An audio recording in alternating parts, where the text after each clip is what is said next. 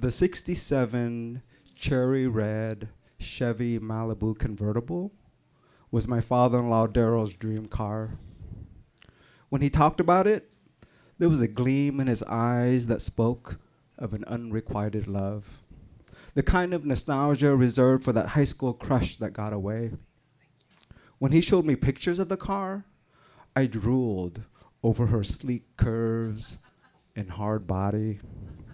I dreamed of riding her topless and wondered if the carpet matched the paint job. Of course, I wouldn't have verbalized these fantasies to a man like Daryl.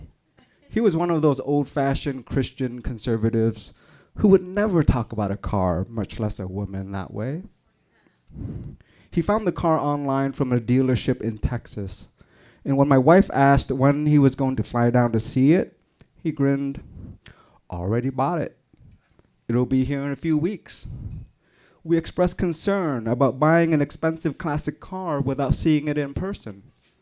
He said, "The car is in mint condition. I talked to the dealer." And then he added the kicker. He's a Christian.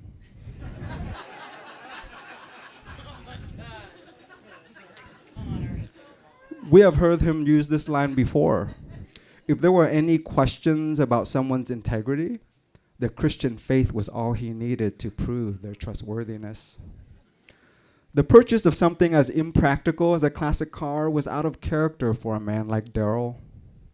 He grew up on a farm in Auburn, Nebraska, the only one in his family to venture out west to California, where he became a high school teacher and taught math and woodwork. He met his wife Nancy, and they adopted 2 kids, one of whom is my wife Amy. So if you were going to make it in Los Angeles on a teacher's salary, you either had to be frugal or moonlight as a private tutor for the kids of a Kardashian. The idea to buy a classic car was something my wife made following Daryl's diagnosis of pancreatic cancer. When her parents called to deliver the news, my wife hopped on a plane to Tennessee where they retired and brought them back to live with us. His cancer was inoperable, with an average life expectancy of less than a year. He didn't want to deal with the ravages of chemotherapy, resigned to leave the cancer alone and enjoy however long he had left. If dying of cancer carries a blessing, it's that there's usually enough time to do something you'd otherwise never do, like splurge on your dream car. When the Malibu convertible arrived on the back of a semi, Daryl was like a kid on Christmas morning. He grabbed the keys and drove it back to our house with the top down, basking in the California sun. But just before he made it into our driveway, gasoline spilled everywhere. Not only was there a major gas leak, the transmission was clunky, the brakes were loose, and the doors didn't close properly. Daryl was devastated. We called the dealer and tried to appeal to his humanity. Yes, it was our fault for not inspecting the car in person. And yes, it was equally egregious to put our faith in a car dealer. But we wanted him to know that he was pulling one over on a man dying of cancer. Did the dealer's Christian values compel him to take the car back or pay for the repairs? Of course not. He's a car dealer. He was as unmoved by our plea for compassion as Jabba the Hutt is to a serving of salad.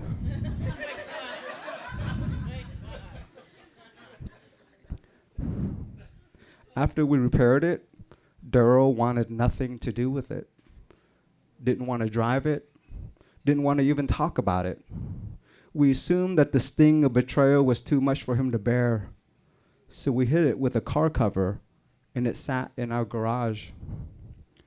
I was sad for Daryl. It was less about the car than it was about a man I had gotten to know. I first met him the way many future son-in-laws meet their father-in-laws, under duress.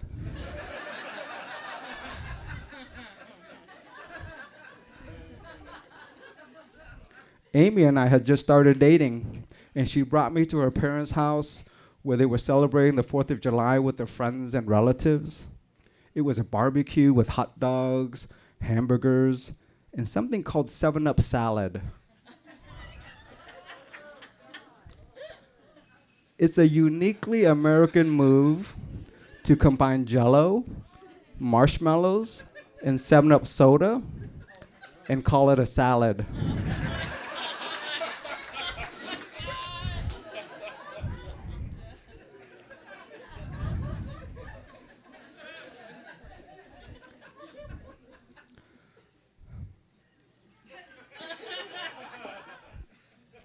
There was a ping pong table, to which I immediately developed a kinship with as the only two things at this party that didn't belong.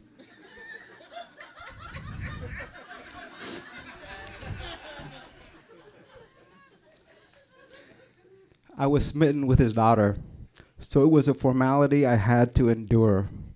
I shook hands with Daryl, and he gave me a suspicious smile. I didn't talk to him much, but I did mention that I was an EMT and a clerk at 7-Eleven. I was something of a ghetto Spider-Man.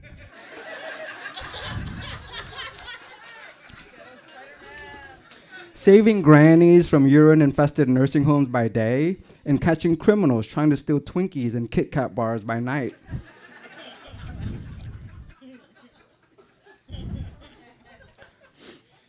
After the party, on the drive back home, I told Amy, I don't think your dad liked me very much.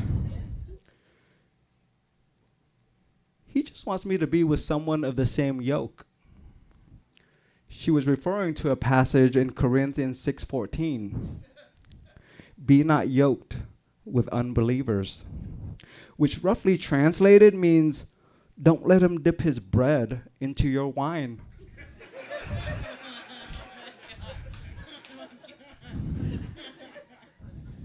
Not only was I not Christian, I was a defector, the worst kind of non-believer. I grew up Catholic, went to Sunday school, and served time as an altar boy. I was practically inside the belly of the beast, and it spit me out. Granted, I was masturbating to pictures of half-naked women in my sister's Cosmo magazine.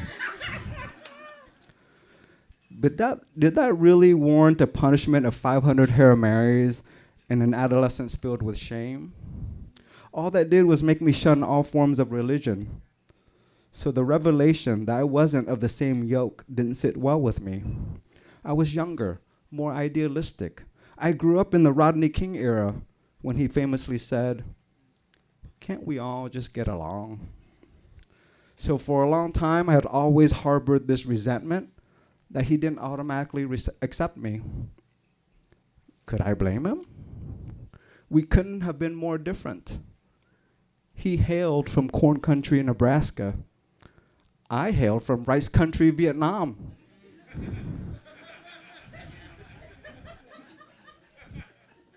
He answered to God.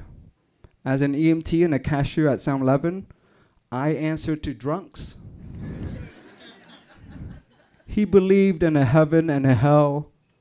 I believed in McDonald's, in the power of a McRib sandwich.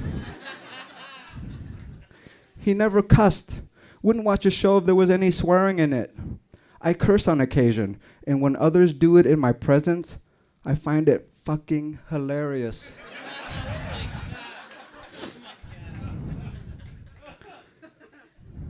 He taught math.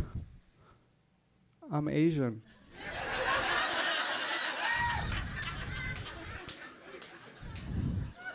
Born tethered to an abacus.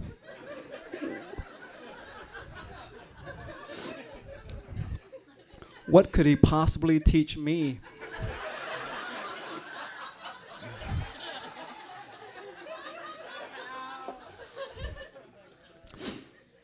Well, as it turns out, a lot. Darrow was the ultimate handyman. In fact, he built the first home. Ask me how to unscrew a light bulb, and I'll ask, where's the screwdriver? He taught me how to drywall a house, build furniture, and tile a bathroom floor. I will never forget when my condo flooded, he packed his truck with all his tools and drove 2 hours to help me repair the damage. We didn't finish until well past midnight.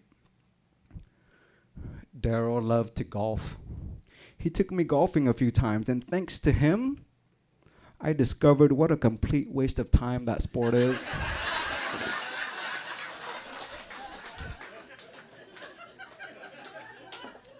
Thank you, Daryl.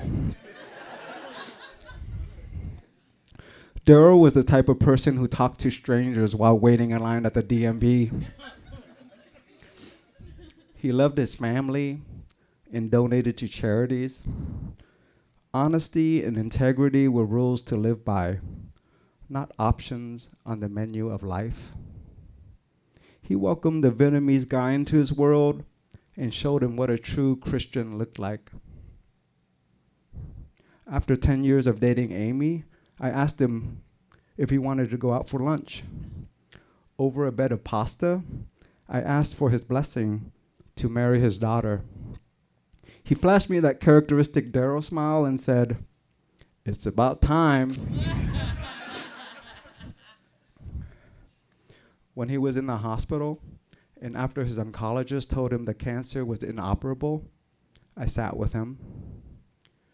It was just the two of us alone in his room, and I said, "You've been like a father to me. I love you." He chuckled and said, "Don't you make me cry, Jay."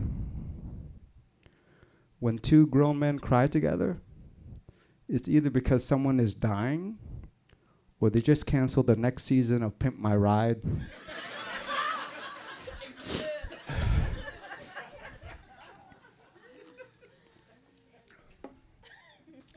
The car fiasco left a bitter taste in our mouths. My wife and I were determined to provide him a life and death we would all wish upon our parents. At the time, he was the primary caregiver for his wife, Nancy, who had dementia and physical disabilities. We took over the burden of caring for her and moved him into the second floor of our home, where he had his own bedroom and bathroom, away from the mayhem of a house with 2 young kids. For the first few months, he felt relatively well. I remember driving with him one day when he asked me, "If I'm dying, how come I don't feel sick?" I told him, "Enjoy it while you can." And he did. Daryl is the type of person who doesn't feel alive unless he's useful. So while I was at work, he tended to our garden. He fixed things around the house. He even cleaned a barbecue grill I had neglected for years, shined it down to the knobs and the valves. His favorite thing to do was to smoke ribs and churn homemade strawberry ice cream for our 2 kids who called him Papa. We went on vacations together. Amy took him to visit his aging brother in Colorado, who he hadn't seen in years, to say goodbye. She bought him a GoPro camera so that he had a way of privately recording whatever story or message he wanted to leave us, which he did.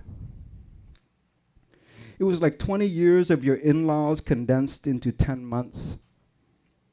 A race against time, a race against a cancer growing in his abdomen. Pancreatic cancer may be patient, but it usually gets its way.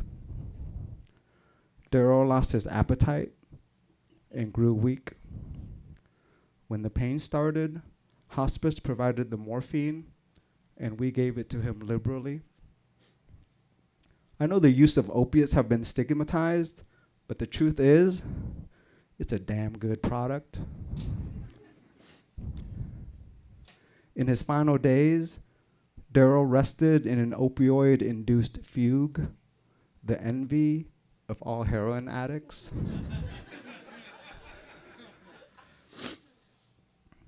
He died at home, in his sleep, and pain-free, where the last face he saw was that of his loving daughter.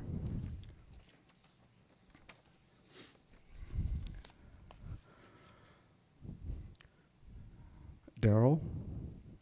Nancy passed away shortly after you left. I don't think any of us were surprised by that. I grilled hot dogs the other day, but we all miss your smoked ribs. It will bring a smile to your face to know I made a barn door for a friend, a go-kart for the girls, and 2 raised garden beds for Amy. I use redwood and cedar. I know how you love the smell of cedar. I also know the car was a sore subject for you. I understand why you put your trust in a fellow Christian. Faith in someone of the same yoke feels more comfortable. But my faith rests in the improbability of a relationship like ours, where 2 people separated by religion and culture can accept one another, can even become family and build a treehouse bed together. Now, if only everyone believed this too. Thank you. Let's hear it for J. VAMP.